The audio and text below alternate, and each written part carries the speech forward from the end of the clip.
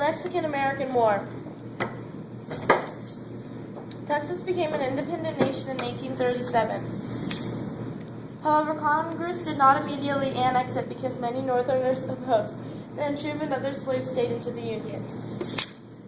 Mexico never recognized Texas's independence. The two governments argued over borders and territory twice. In 1842, Mexican troops seized San Antonio, Texas. Texans responded by marching into Laredo, a bordering town on the Rio Grande, and then into Mexico. Texas passed a resolution claiming all the land all the way to present-day California. The U.S. believed in the Manifest Destiny, which states that the United States should have all the land from sea to shining sea. During the Manifest Destiny, Native Americans lost their land. Southerners strongly supported extending the cotton-growing area by annexing Texas's northern abolitionists, however, opposed adding another slave state into the Union. Presidents Andrew Jackson and Martin Van Buren had refused to commend annexation. The issue soon arose again. The Democrats nominated James K. Polk their president candidate, and his slogan was 54-40 or fight.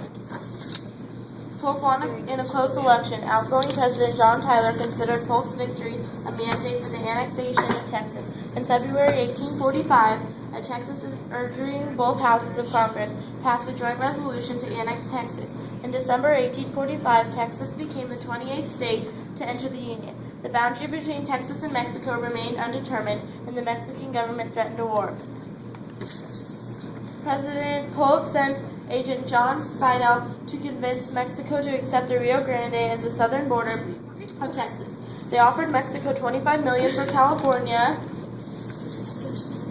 and $5 million for New Mexico.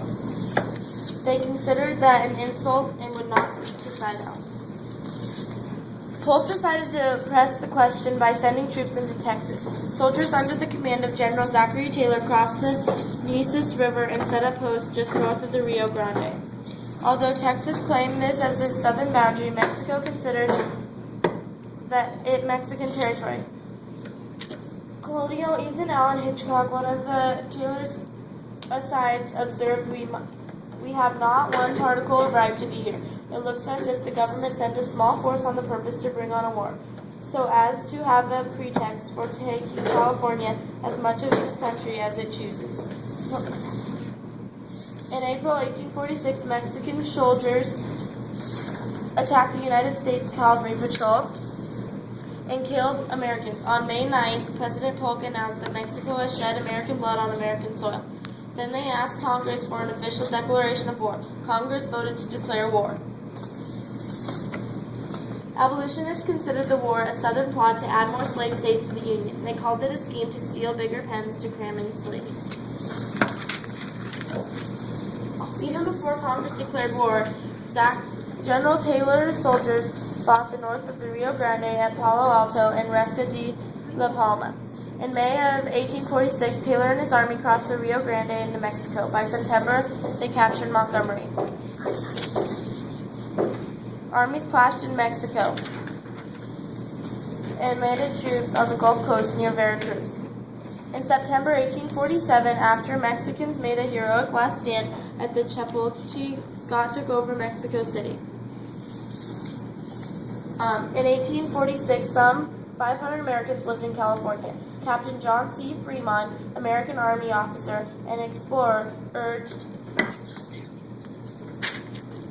Americans to revolt against their Mexican rulers. In the summer of 1846, rebels hoisted a handmade flag emblazoned with a grizzly bear. With this act, they announced the creation of the independent Bear Flag Republic.